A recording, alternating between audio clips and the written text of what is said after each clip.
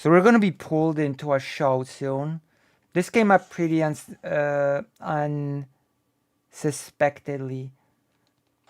So I was not able to put it in the schedule, but we're going to be following up on the Wagner thing from Ukraine. So once I get pulled in, I'm gonna be changing the title again for a moment. Yes, this was something else. Um, so it's probably behooves us to mention that this isn't really a cleaned up mess yet. We don't quite know what the after effects are going to be because I don't think the Kremlin knows what's happening yet either. No, I Um, don't, and I also am very the intrigue actually of this whole thing. I don't know if it's sort of the after the event that is more interesting or when it happened. Um, what is interesting is that Wagner shot down more Russian aircraft and helicopters than the Ukrainian armed forces did in a very short period of time. I mean, like within Interesting. like a few months or something. I Um, mean, they do know how the Russian army operates, I guess. they do, and I'm kind of wondering if it was all with handheld, like man pads or how they did it. But anyway, that's they besides had the Oh, point. they had mounted uh, missiles on their vehicles too. Yeah. Uh, and for the Russians, I suspect the Russian pilots got used to flying inside their own territory in a certain way Hmm. and did not necessarily think to adjust their habits when they were in the middle of a crisis. And they probably didn't necessarily know what was going on yet either. No, I don't think they well, did. the Russian army did apparently shoot at civilians thinking they were the enemy, so. Well, that's just a regular Tuesday in the Russian Yeah, army. I was just gonna say that's not anything out of the ordinary. So Um, I guess to recap, uh, Well, because you weren't with us at the news. Me, Brooks, Lucy, and President Sunday yeah. 4 hours, the night of, looking at this in utter fascination. So what happened is Well, I Wagner was. Group. Yeah, yeah. Sorry. I guess I'm gonna add it when you finish. Yeah, the Wagner Group turns around one day, declares that Russia's shooting at them, mounts up, drives out of Ukraine, takes Rostov on Don, and starts driving towards Moscow, only to suddenly stop after Lushenko negotiates a truce between Wagner Lukashenko. and Russia. Lukashenko. And then Prigozhin apparently goes to Belarus, except he hasn't. He's disappeared. And no one knows where Prigozhin is. Uh, the Russia's arguably most successful general. No, you sit down now. Russia's arguably most successful general, Sirvokin, is under house arrest. Sorovikin, yeah. Yeah, Sorovikin is under house arrest, which is hilarious because I'm That pretty sure he had no clue what was going on. that to me is also kind of a big mystery because he was, as far as I know, in command of most of Russia's air forces. Yes, the ones who got shot down all day. Yeah. I know, and that's why like a lot of several analysts were thinking, that there would be some sort of um, conflict between Sorovikin and Pergozhin, but it appears perhaps that there was some tacit support by some of the Russian military structure on the side of Pergozhin. Yeah. And I don't know if you watched the video of Sorovikin sort of disavowing the actions of Prigozhin, but he seemed very guarded. And I don't know if you noticed, right next to him, he had a sub machine gun, like a Yeah, I did see that. Like everything has been a little weird. Like It's it's Russia. Russia, and you would expect there to be heads rolling after something like this. Except the leader of the coup is just disappeared, and doesn't seem to be dead. Because otherwise, why would the Kremlin be bothering to put out his wig pictures? And uh, But also, it's important to note that as we say that Lukashenko did the whole negotiation, apparently just taking credit, and the actual negotiation was done by someone else, from what I'm gathering. Yeah, like they don't even seem to be doing the aftermath of a coup right. Their best military units just gone, and then they bombed Wagner positions. Russia bombed Wagner positions in Syria after the fact. Right. And I don't know. To me, this whole thing is just one big disappointment. As it was happening, I was just hoping that the Russian forces would be just tied in conflict with Wagner for a lot longer, which would allow Ukraine to just slowly grind with the counteroffensive and basically end it. You know, that was my big hope, but we just can't have nice things. It seems. I had that hope too, but to me, this whole thing doesn't really it wasn't a coup d'état so much as it was a conflict.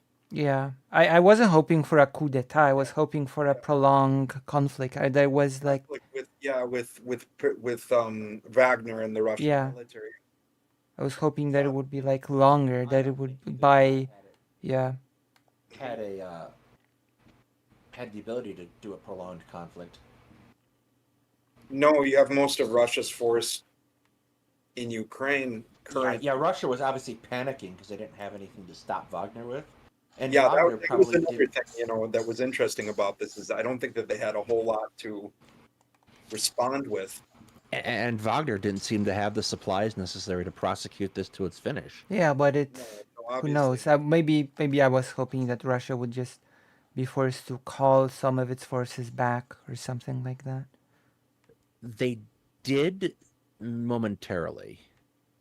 Oh, sadly, momentarily, I was hoping that it would, yeah, I'm not necessarily sure how much it's going to affect the overall outcome. Russia seems to be panicking even now about the counteroffensive. it's true. There was the To a certain big. They keep shuffling units around. Right, and also to like this big analysis of many experts was that the whole nuclear power plant was an attempt to slow down the counteroffensive by making Ukraine take back some of its forces to, to take back the reactor itself. Yeah, that's possible. I think they were just planning on blowing it up to spite Ukraine at this point, though. Because that's clearly what happened, or what was supposed to happen with the dam is they were going to blow up the dam to spite Ukraine. I still believe in the Warhammer 40K orc hypothesis that it was an accident. It was a Well, the funny. dam absolutely was an accident. Did not work out the way it was supposed to. Yeah. No, that dam absolutely was an accident. Like I don't think they intended to blow it. They just didn't intend to blow it then Mhm. and wash out half their fortifications on that side. I don't think that was the intention. No, obviously not. I don't hear a lot of positive things or see a lot of I see little villages being liberated here and there, but and I didn't expect this counteroffensive to be that productive, mainly due to the disparity in air power between them two, Right. and also due to Russia's fortifications. They've really spent a lot of time digging in. They had too much time to do that, in my opinion. But I don't command Ukraine's forces. I've heard people argue that Ukraine should have pressed on in the Kharkiv offensive and not given them time to regroup, but it's very possible. One thing I noticed, I follow. There is no more turning Hetman up, Pippin. He is up all the way. No one can hear me? You're Can too anyone loud. hear me? Yeah, bring the microphone closer. Okay. What about now? Now it's super loud. Okay. Wait. Where was I? So even when the Kharkiv offensive was happening, Right? I follow Ukrainian Facebook. I mostly people from the region where I lived, but I noticed just this huge uptick in funerals, and I'm seeing that again now with this counteroffensive. Actually, just even in just like the main city that I spent a lot of time, I see funeral after funeral each week. Hmm. So, I mean that doesn't on its own say anything, but what it tells me is that even during the Kharkiv offensive, it was fairly, there was fairly quite a bit of attrition. And now there's a lot more of it. And it's understandable given the fact that the fortifications that the Ukrainian armed forces are up against are quite formidable. Yeah. I'm not a military, I mean, I'm not like a strategic mind or military expert, but in my mind, from my amateur knowledge of, you know, how militaries operate, I would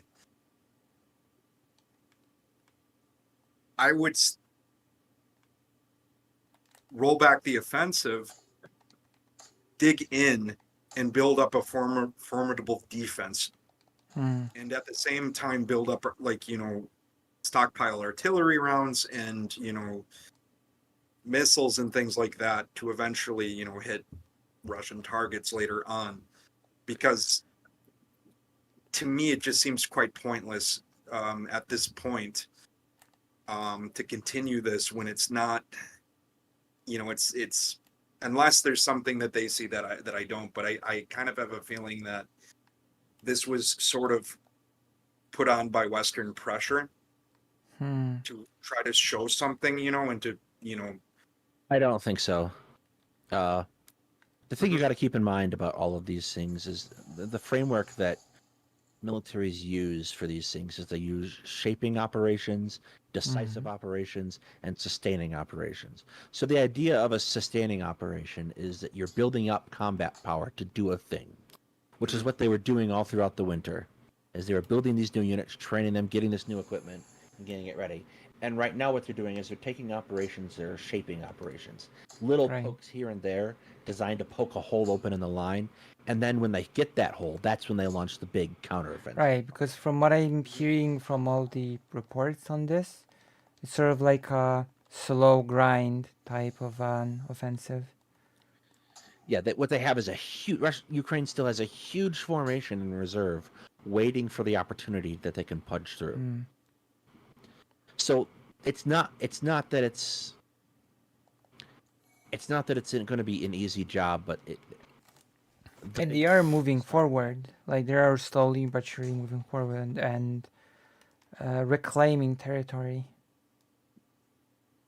From what I'm gathering, they've at had least. some success in they're recent years. taking villages here and there. Right. They've made a lot of success around Bakhmut, to the point it's actually looking like they might be able to take it back. Yeah, that's what I was just going to say. That looks actually very promising, but in other sectors like Zaporizhia and some other areas, To me, like, quite as good. Maybe Bakhmut is the new Kharkiv. That would And what be it is for at least in Ukraine's case is they have to find they have to hit along a very wide area to find. Excuse me, Bubba, come here. and if that's the case, then the Avery, Wagner come here. revolt served its purpose. to me, like the biggest, I think, especially when it comes to the, what's the term? I think Zaporozhye is like a big thing that should be reclaimed when it comes to like it's especially in Ukraine when it comes to like a morale thing, right? Because of the historical connotations, A symbolic location. yeah, of the Cossacks, the proto-Ukrainian people. Even if it's a simplification, it's still sort of considered that way in the broader, uh, legend of how Ukraine was forming, right? Yeah, I think It's the Kozak Yeah, is Kozacy, a huge Zaporoscy. part of Ukrainian national identity. It's Yeah. perhaps one of the biggest parts of it. In the Right. national anthem, you at the very end of it, it's just Even if from historical point of view that would be sort of like a simplification, but I think it's not also not incorrect. If that makes sense. But yeah, Козацького роду, yeah. the Zaporozhye is extremely like important in my opinion to sort of get back, and it would be really ridiculous, which is like, yeah. I should know this, but I don't think that the traditional like Khortytsia, the Sich Island is under Russian control. I think the Sich, the traditional Sich, was actually underwater.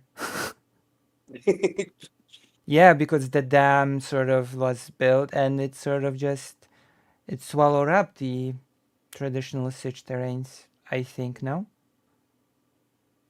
I thought that the original Khortytsia island was it, but I might be wrong. I'm actually, as much as I fancy myself as an expert on Ukrainian history, the Kozak period is, and I call myself Hetman, the Kozak period is actually something that is sort of outside of my Oh, field of specialty. I read Want to relearn. quite a bit about it. I even have this. I think I've showed this to you, right? The book, I think so. See you. the little booklet that I have here, because that's Zaporozhye. Mhm. Yeah, and there's of course It's part of Polish history as well, though. So it's something that like it's part of this whole conglomerate of the Polish-Lithuanian Commonwealth. It's a big part of Jewish history as well. It is, yeah. You And know it's that. something that I need to brush up on a lot more. I'm more of a 19th and 20th century kind of a guy. That's Right. really my area Like of focus. for example, I would say that this is because people like to say that things are complicated when they're usually not, when they're pretty, you know, black and white. People like to say, "Oh, it's complicated, the current conflict," right? Well, no, it's not. It's actually pretty simple, right?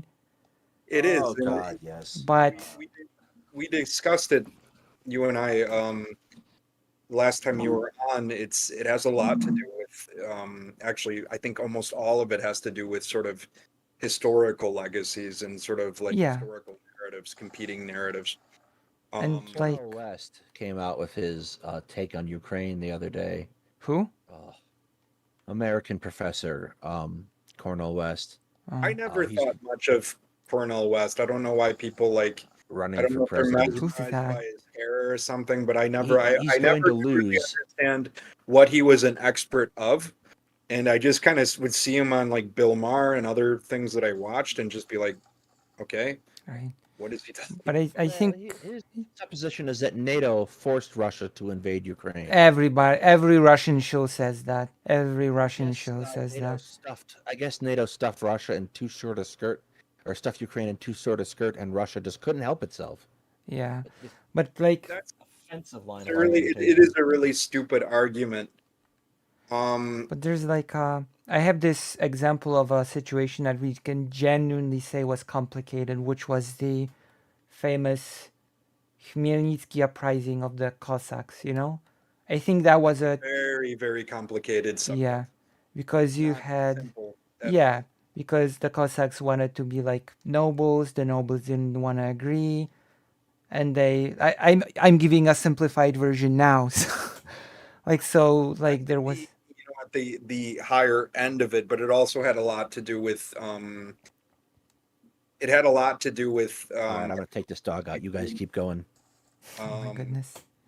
It had a lot to do with the sectarian conflict between Orthodox Yes, absolutely Ruthenians yes. and Yes, then yes, yes. the Catholic center. And then you also had the peasants who were also not happy. Of course, And it's because they're in the intermediaries that they dealt with. This is one reason why the Jewish population in Yes. Ukraine took it on the nose. Never mind. He just wants to get the cats. The the face of Polish rule was always, through the Jewish or orendari. How do you Yes. say it? Yes. Yeah. Yeah. I understand the word. Yeah.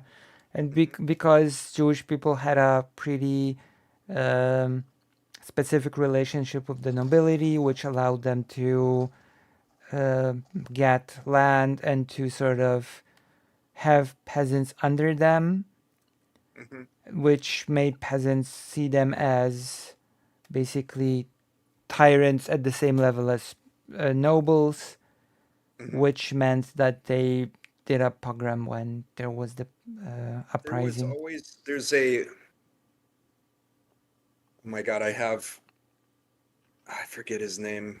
Um, there's a book, really good book about this subject called The Lord's Jews. It was a Jewish historian who wrote it. What's his name? I don't know if it's been a really long time since I read it. But there's like sort of this myth that some of the Jewish landlords kept keys to the churches, Hmm. to the Orthodox churches, and that was a cause of conflict between the peasants and the Jewish leaseholders. Hmm. I think it was a little bit more complicated than that. But, No, it's way more complicated than right, that. But it's sort of one libel that was that was brought up right. against them. So, like, this is like complicated because, for example, I would not like for the Cossacks, this was an attempt at getting basically equality, right, with the nobles. And then, since the nobles were idiots, basically, the Cossacks decided to break away from the Polish-Lithuanian Commonwealth.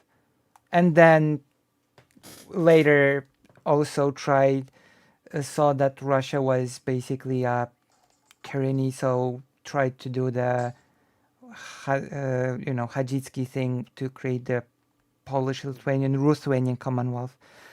But what I'm trying to say is that from the Jewish perspective, the uprising was a nightmarish time when Jewish safety within the Polish-Lithuanian Commonwealth stopped being a guaranteed thing, you know? Of course, So, it's something that they're always caught in the middle. yeah.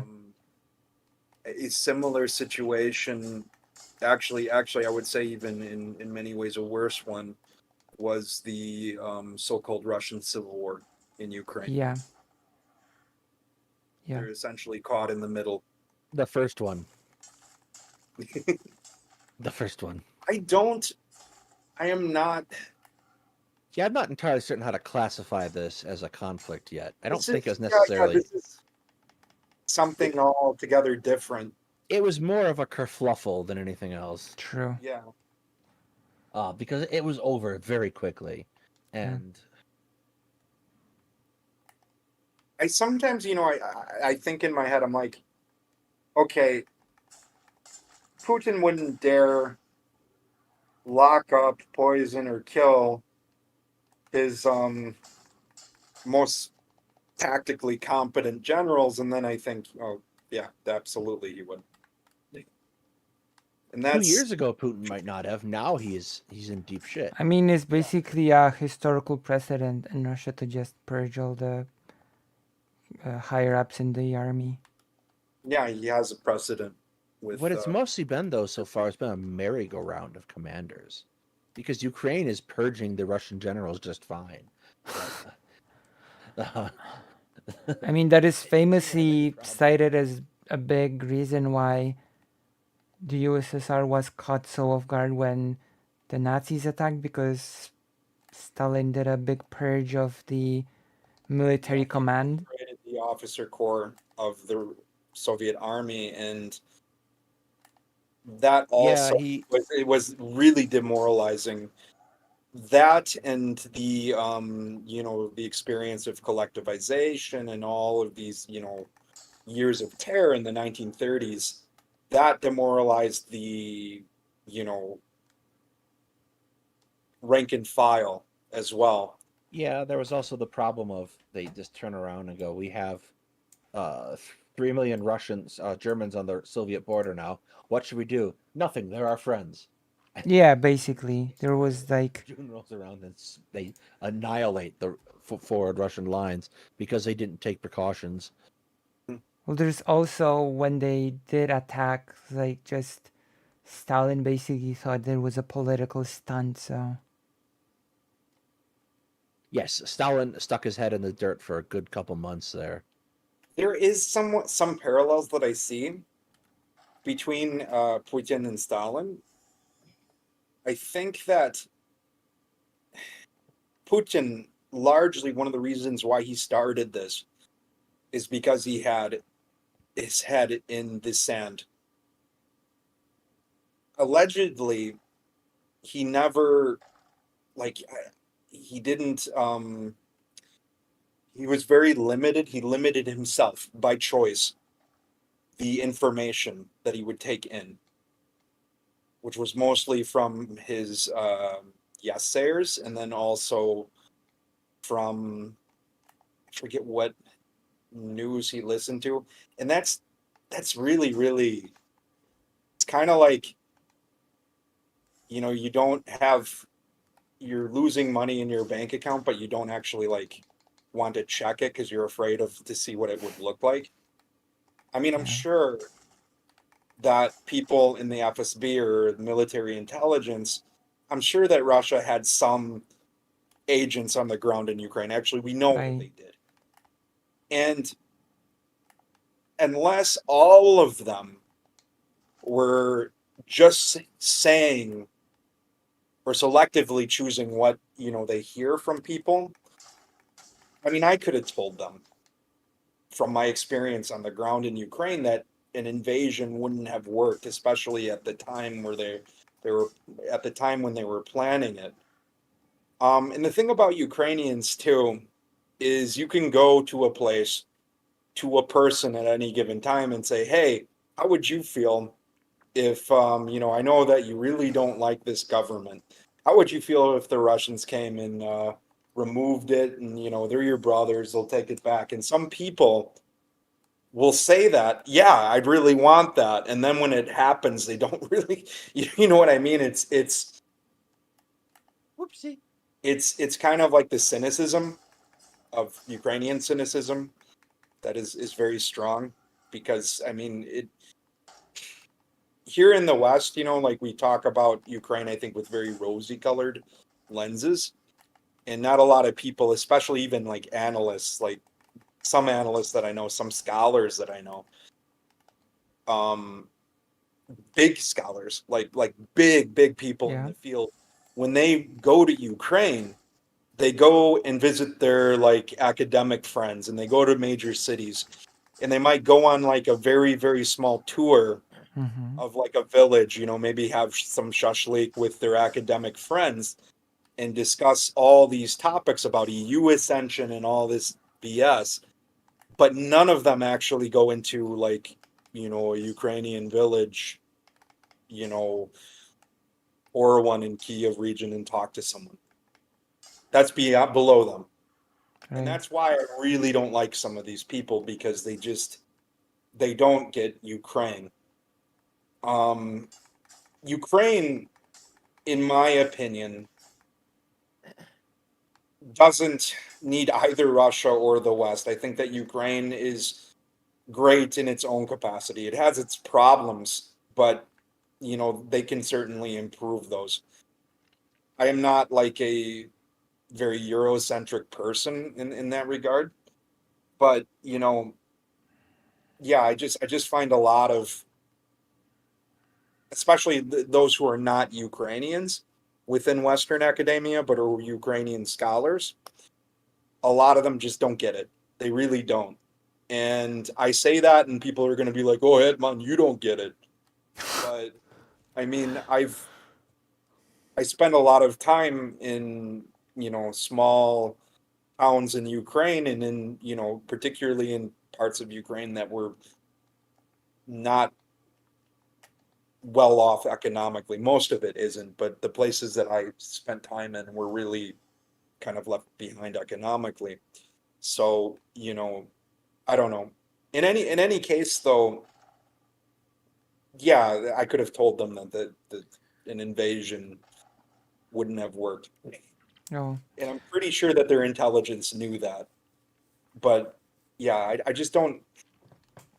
also there are a few aspects to this, right? There's the broader West, but there's also like more, what's the word? Local stuff, like Yeah. the Lublin Triangle, like the fact that there are a lot of people that sort of live 50-50, well, used to live 50-50 in Poland and in Ukraine, which apparently many people still do. So I'm not sure how that factors in into the. I can tell you that in the town I spent time in, about 25% of the younger population are leaving for Poland. They're all taking Polish lessons before they go. And now I think it's even a higher percentage of that. Yeah, I think that's a. They're not even by the border. A lot of the places, the Ukrainians that are going to Poland, the ones in Western Ukraine who have more, they're History. close proximity. They might even have some Polish roots. Yeah, that's They true. go to Poland, but they don't go there to get the hell out of there. They go make money and go back to where they live in Ukraine. To a large extent, people are doing that too from the places that I go to, but there's also a substantial portion of them not coming back. And the war has pushed more and more of them out of there. That town was already in dire straits economically, but now this war, I don't know how, unless some miracle happens, I don't know how it's ever going to recover. Right. The town, by the way, produces cigarettes. That's its Wow. It probably won't recover. its That's thanks just how it actually works. to its, You, what'd you say? you're talking about the same phenomena that happens here in America all the time. Yeah, of course, with like some of the Rust Belt cities, but Not even the Rust Belt cities. Hello, Valhalla. Hello, hello. yeah, Head outside of metropolitan Chicagoland area, and you'll see the exact same attitude. However, Yes. by that same token, those same cities do not produce enough to function as a state by themselves, however much they don't want to deal with Chicago. Yes. But what I sort of trying to say is that Ukraine might not need the broader West, but I think there's a lot of value to those close relations between like Ukraine, Poland, and Lithuania, for example. Yeah, and oh, it's not like you without go a into a doubt. little village in Ukraine, and it's not like they're going to benefit enormously from EU membership. But the EU is probably going to benefit from Ukraine Right. membership. Does that? And those people in the cities, like that landed elite type people in the cities, are But going to benefit. but does that make sense? What I'm That is saying? one, like, me and my German colleague were talking about that, and he said that his one fear is the reforms that Ukraine would have to make in terms of its agriculture and land, like, land reform. Mm-hmm. These are historical kind of bones of contention with the people, with Ukrainian people in general, Right. that have caused a lot of dissatisfaction. Now, I think that those thoughts are so far away from people's mind. I mean, right now you're just dealing with Well, the war, Ukraine but sort of started time, already the process of doing. they have, yeah, but it's met a lot of backlash. Mm, Um, and I would predict it meeting more and more backlash. right. As Yeah, that's pretty unlikely to not meet backlash. But if the West responds after this war is done with a large aid package, I think it'll help it the a a Marshall Plan, spoonful right? of sugar to help the medicine Right. go down. Yes, something like that. A spoonful of sugar to help the medicine go down. Because To me, Ukraine, here's the thing for Ukraine though, they obviously see very clearly, or at least the government sees very clearly, that Russian security guarantees are not worth anything.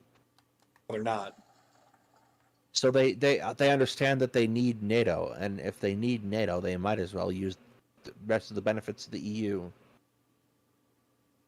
They'll Yeah, take freedom of movement and the right to work is a big benefit of EU membership. And honestly, Yeah. I think that'll work out really well for Ukraine because it's worked out historically well for those populations. Yeah. They've been able to go all over Europe and get work Yeah. that they might not have gotten otherwise.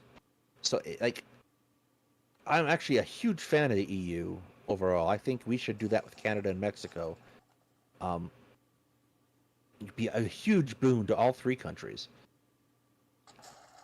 I have my reservations, but I mean, granted, I'm not a citizen of the EU. But don't- yes, I don't as feel I've like I'm obligated to really comment on it. mm, Well, I'm not obligated to comment on anything except I'm a streamer. So if I want to keep streaming, I got to Sure. keep saying stupid things. but also like you've asked me before what I feel about Ukrainian presence in Poland. Mhm. I remember. I've actually Yeah. checked recently. There's about 3 million Ukrainian people in Poland now, which closes to almost 10% of the population, which is quite a lot. Huge percentage of the population. Which I'm gonna, yeah, Though for Poland, Polish culture and Ukrainian culture, you're dealing with two groups that share a lot of similarities. They're both Slavic. that's true. Um, By their mentality is largely conservative. They're Christian. well, that's actually sad for me, but Yeah, I know. I don't like Poland, like the religious fundamentalism in Yeah. Poland either. But I mean, that's kind of one of the hallmarks of the culture, as you know. There is, I think, at the end of the day, and I'm gonna get flack for this, but Yeah. you know, when I see East Slavic people, I still, I don't know. You can almost feel that there's a little bit of a difference with East Slavic people than with Western Slavs. With Czechs, like even Poles to me are like from here to the moon compared to Czechs. Czechs are just like Germans who speak a Slavic language, in my oh, opinion. I don't think you're necessarily gonna get slack over this, but Yeah, I'm just gonna say that I'm gonna maintain that it's a big positive, in my opinion, especially since like, yeah, I think it is too. But it's almost kind of a return of history because yes, exactly. there was That's a one of large the yeah. minority in Poland for a very long time. Lucy's dearest ambition is to resurrect the Polish-Lithuanian Commonwealth. True. Let's do it. But well, not exactly the same as it was, but You're not a proponent of the intermarium idea, are you? well, can you elaborate? It's okay, but I just am curious. Can you elaborate? I don't know if Daedalus knows anything about. Have you heard This of is the? not my part of the world. I have to go. You have to go significantly west to get to my part of the world. To So elaborate. it's kind of the idea of an economic and military/social alliance between the East and Central European states, so like the Baltic, Slovakia, Poland, Ukraine, and sort of like this separate EU within the EU or like separate NATO within NATO. It's kind of silly, but you know, in some ways, It's Mean Girls Eastern Europe edition. I'm sort of more like for the countries that used to form this one country, Polish Lithuanian Commonwealth, to sort of be closer together and celebrate that sort of heritage, which I'm observing is I think it's a happening good more and heritage, more. and it seems to be happening. Yeah, that's what I was just going to say to you. It seems to be happening more and more.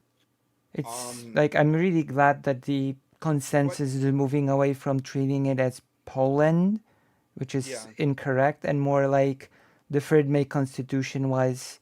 I saw there was a big celebration in, I think, Kiev that involved Lithuania and Poland, and many other things, like the whole Lublin Triangle, a political alliance, is sort of calls back to the event that created the Polish-Lithuanian Commonwealth. Mhm. And I think it's good that there are 3 million Ukrainian people because it basically, for one, it calls back to that history when you could go to a city and you would hear multiple different languages just on the street, right? It was the norm. You would hear Ukrainian, Polish. Well, it was Ukraine. It was Lithuanian, but Lithuanian became Ukrainian. Polish, Yiddish. Yiddish, yeah, and many other It's languages. astounding at how diverse the Polish-Lithuanian Commonwealth was. Yeah, Sort of like a Habsburg empire. yeah, not- but it wasn't an empire, which was Yeah. made it more. I have And a Hungarian, one of the advisors that was part of my master's panel. One of my professors, he's Hungarian, and he is all about Austro-Hungary, and he called it sort of like it could have survived. He wished it would have, and it was like sort of like a precursor to the EU. And I don't really buy that. I Yeah, don't that's a stretch. know about that. well, apparently not entirely a stretch because apparently the main components, Hungary and Austria, were not all that eager to separate. Actually, they were pretty content to staying together as a single body. Hungary was also not very content conflict. to lose most of its territory in the The Treaty of conflict for Trieste. Austria and Hungary internally wasn't between Austria and Hungary. It was between all their Balkan holdings and their Yeah. Balkan peoples. True. So those people were very eager to get out from underneath the Austrian Yeah. Empire. And they would not consider the relationship similar to the EU at all. They would consider I mean, among them were Polish people and Ukrainian people. yes. Greeks, Serbs, a whole bunch of people who are traditionally fiercely independent, but long held under the sway of larger empires. But when it comes to Ukrainian people in Poland, there's also a more modern and more modern argument that I would make why it's a good thing. You've mentioned that there is this stiffness when it comes to Polish people, this coldness, right? Yeah. And I would I'm sorry. honestly, offend no, it's a fact You don't want that to I'm offend I'm very familiar with this thing that you're talking about. Like that's But it's not just me. It's not just like my. like Other people say it too. I've been called spiritually Vietnamese, and Vietnamese culture is quite different when it comes to this. So, you know, I love Vietnamese culture. because of course Poland also has a bustling Vietnamese community. I know that's the interesting thing. And actually, Ukraine has a small Vietnamese population. Yeah, and there's this wrong. yeah. A lot of that population was from the north. Yes, actually. correct. Yeah. I have my buddy Kuba is actually in Vietnam right now, and he visited. I mean, it's sort of like he visited like their museum to the Second Indo-Chinese War, the American Vietnam War. I saw that museum. I think is it in Hanoi? Yeah, it's in Hanoi. Yeah, I think I went there. Yeah. So many people don't know about how dirty that war really was, and Yeah. how many civilian atrocities against civilians were carried out by our troops. And also- actually, even the war in Ukraine, as bad as it is, I think it still hasn't gotten that bad. Oh, it- Vietnam is still poisoned through the Agent Orange. You still We should have talk about, now that we're on that topic, we should talk because there's the topic of cluster munitions and Oh, yeah. the potential impact of that. The impact is still being felt in Vietnam, Laos, and Cambodia. And and the miners are still there as where- well. that more Cambodians or Vietnamese, I think, died after the war of the leftover munitions Hmm. than Americans died in the Yeah. entire war. And people are born with mutations due to Agent Orange. Agent Orange, yeah. Like, Well, Agent Orange is a separate topic from cluster munitions. yeah, but I'm talking that it all sort of It's a builds up. consequence of the same conflict. Yeah. Sure. And one thing that I used to do when I was living in Ukraine is I'd go with my friends and we go mushroom hunting. And some of the areas that we were going in the north, like in of the city that I was living in, I'm definitely not gonna go mushroom hunting anymore. Although Patron, that little Right. dog, is actually doing a good job of finding the Well, mines. so I came on to Lucy's show yesterday and we talked about this. Any way you slice it, whether or not Ukraine uses cluster munitions or not, they are going to be doing demining operations for decades. Yeah. For sure. For sure. So I'm not. The Ukrainians have to make the decision if the cluster munitions are worth their time and energy and effort. But insofar as they are, and where they plan on using them, doesn't really necessarily strike me as any bigger a problem. Villain did say than so, they're yes, already and gonna I be agree with him getting rid of Russian absolutely. minefields. By the way. Of course, that's what I was just gonna say. Yeah, it's already a big problem. Yeah. And like Ukraine Vietnam still is not actually- demined completely yet, No, it's not. not even close. So Lucy, actually, I read a lot about the Vietnam War. I don't know how much you're into that topic. I watched a documentary. I read some stuff. Like, well, okay. I'm gonna say three things before. I want to finish the thing with the Ukrainian people and give you a trivia about Vietnamese people in Poland, if it's okay. I got to address this dog. That's in a okay. minute. No problem. Okay, so I believe that Ukrainian people in Poland sort of address this problem of Polish stuffiness because when cultures sort of like cohabitate, they intermix inevitably. So I believe that the Ukrainian presence will bring more of that positive Ukrainian spirit into Poland. I think It'll so. bring out the emotional Slav. Yeah, in the Poland. I think so. Yeah. So I think I that's think that's a good thing. It's odd. I traveled, via train to Przemyśl, and when I got to Poland, I was immediately struck, just even right out of the border, at how much better off it was economically and how much more orderly people are in Poland. yeah, But after a while, that orderliness started to annoy me. yeah, But then I got used to it. I was there for maybe a week and a half in Poland, just a short trip. And then when we went back to Ukraine, and everybody just started, when we got to the bus, or not the bus, the train, the main train, central train station in Kiev, when everybody just sort of like bursted out of the train and there was no sort of order or anything, I was like, God damn it, I want to go back to Poland. Although when I went to That's like the American in me, like thinking that, but and then after a while, when I had a stop in Moscow and going to Vietnam, I genuinely had like a culture shock, Like it was like all of those like workers at the airport were like, if you can imagine the sadness of Poland, it was that times 10, I think. They were just like here, here, and suddenly there was a crowd of confused foreigners, and a staff member just came out and started shouting at them. Why are you standing here? No, you go there. I was like, wow, okay. negative attitude you see in both Ukraine and Russia. I was grocery shopping once, and I don't know if they do this practice in Poland, but when you buy vegetables in Ukraine, you have to weigh them and you get the sticker. Yeah, yeah, you do that in Poland as well, yeah. That's not the case in the United States. The vegetables have a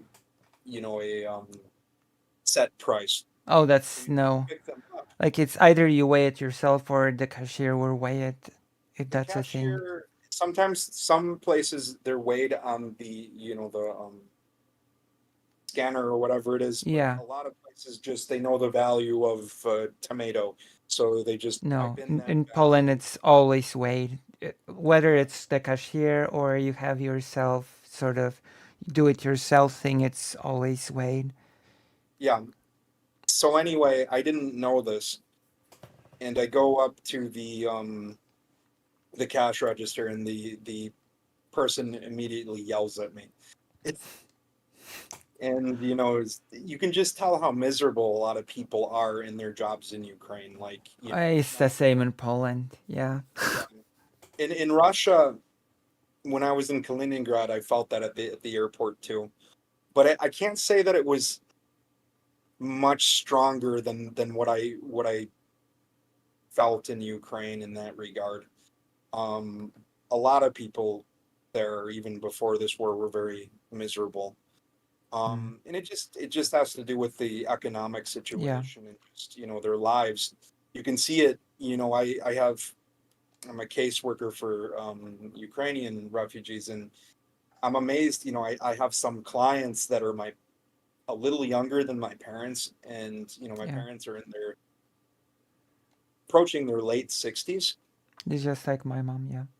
Yeah, and they look so much more aged Oh. than even my parents do, and you can just tell that the you know overall Yeah. Fatigue. quality of life there isn't, it's not the same.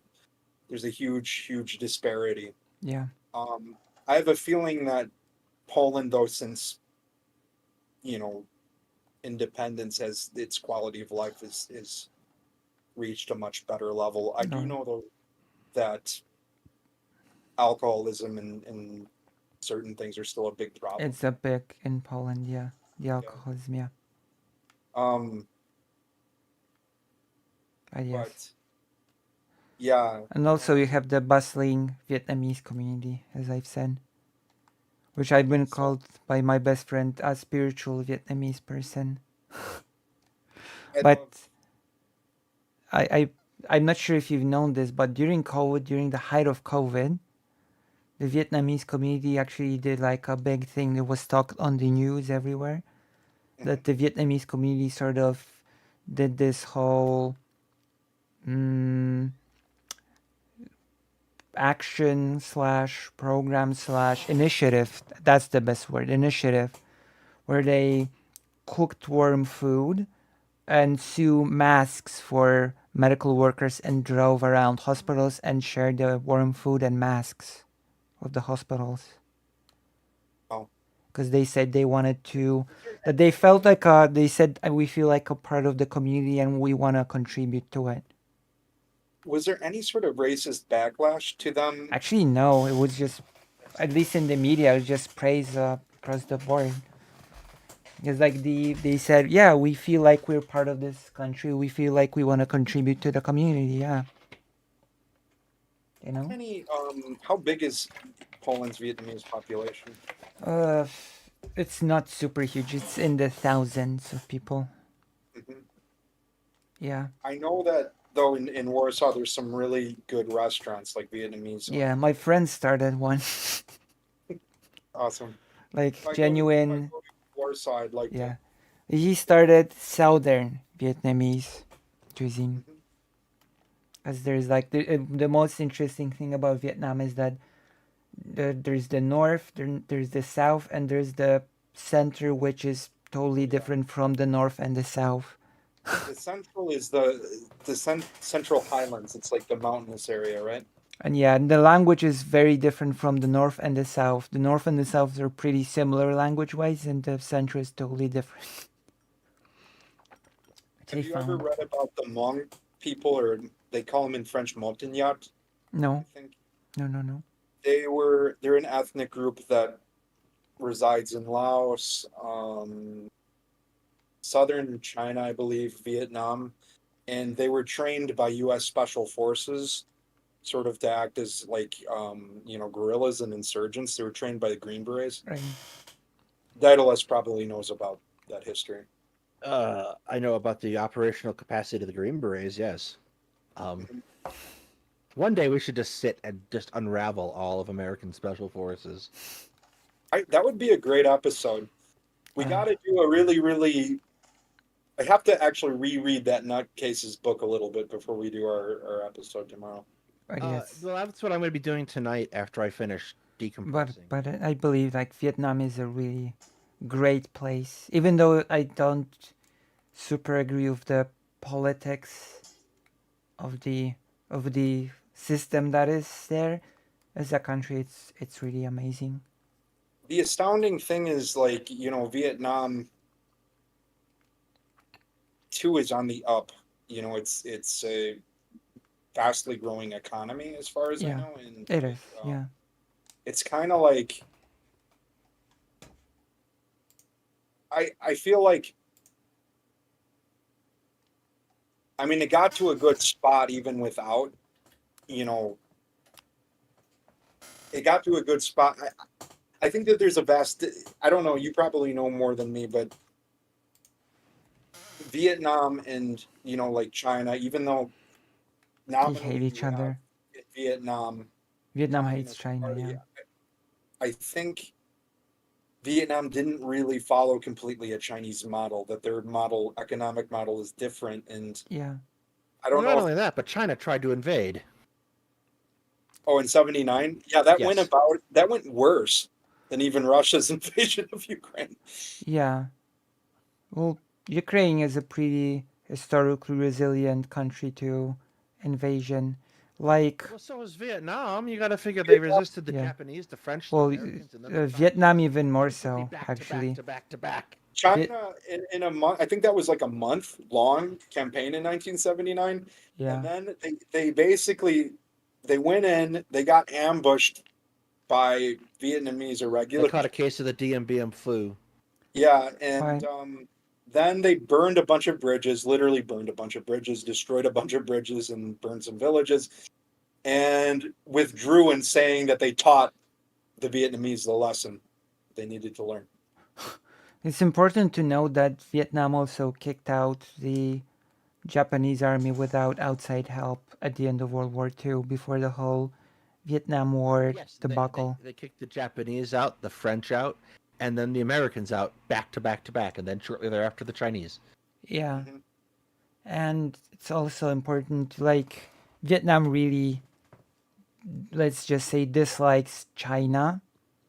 And it even built a lot of its law around sort of preventing China from doing certain things. I'm not sure if Ukraine has any analogous things, but for example, as a foreigner, you cannot buy land in Vietnam because Vietnam created this Not the law. case anymore.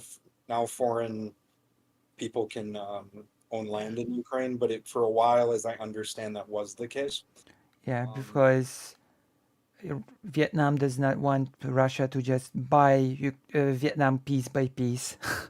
That was the actual, you know. A not inconsiderable problem for a lot of countries is Russia and China keep buying all their houses.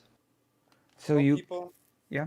I don't want to cut this too short, but I have to get ready to get some sleep because I have a pretty big day tomorrow. But let's, Lucy, are you going to join it? No, tomorrow's stream, I think, is just. Tomorrow it's just going to be, I think, you and me, because you're the only ones who read the book. Lucy, be sure to watch it because it's on something so ridiculous.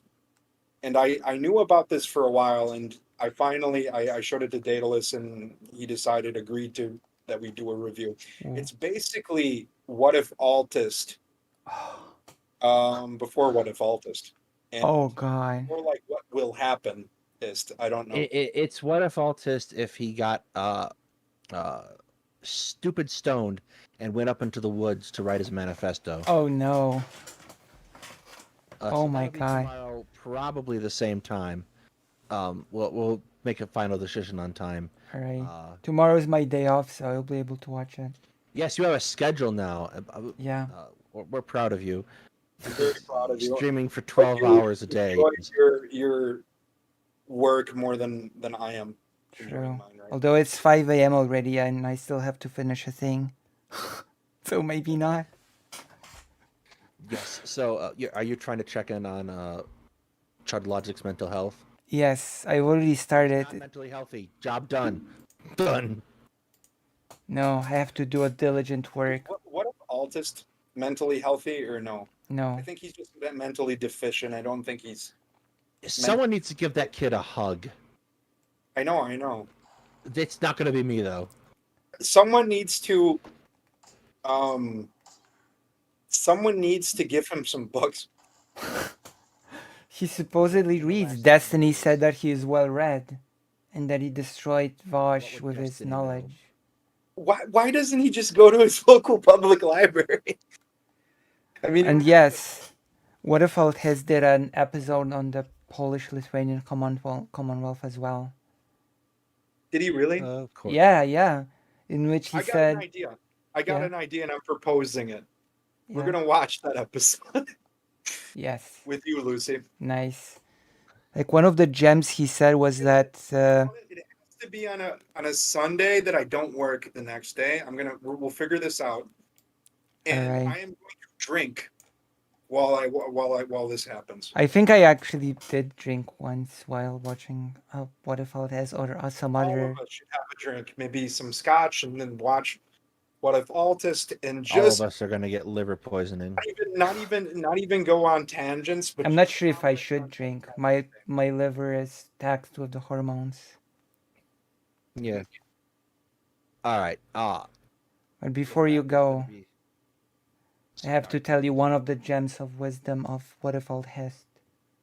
hmm You ready? He said that, and you remember what we talked about the Polish-Lithuanian Commonwealth, the multinational, multi-ethnical, etc. nature of it, right? Do you know what Waterfall Hest's interpretation of that was? What was it? There was like the US. Everybody was either Ukrainian, German, Jewish, but everybody was at the same time Polish. That's not how that works. No, I mean there was no concept of ethnicity. Yeah, really. exactly. Well, of ethnicity, sort of, yes. Of nationality, absolutely not. There's no concept of national ethnicity at that Yeah, point. yeah. No, So, not at nationalism all. doesn't exist. You're either Not for another 100 years. yeah. So let's watch that. We'll kind of work on, making a time. I don't think it's going to be very soon, but we're going to do that. Well, here's I what will you're going to try. do. Here's what you're going to do, I- Hetman, because I sent you the link to Discord for your phone Mhm. in Facebook. You're going to download that. You're going to go on that thing so people can talk to you and between streams, so they don't think I'm keeping you locked in the closet. True. I think Karasu wanted to talk to you Okay, we can do that. about a Hungary-related topic, if I remember correctly. Hungry? Yeah. Hungry Hippos? Were you the one who knew of Christian Ungvari? There was someone on one of our episodes who knew of him. No, that was Oh, Karasu. Yeah, we had a Christian Ungvari is my professor's arch enemy. Yes, I'm almost positive she was the one who knew that, if I remember Yeah. correctly. Yeah. No. My professor is arch enemies. You'll be able to find out who he is by knowing that he's the arch enemy of Christian Ungvari. By extension, I was caught in the middle of those two because my topic was something that Christian Ungvari wrote on, and my professor hated him, literally hates him. And I don't blame him because Ungvari's an asshole, but yeah. Anyway, with that said, I want to thank everybody, and we will be Yes. signing off.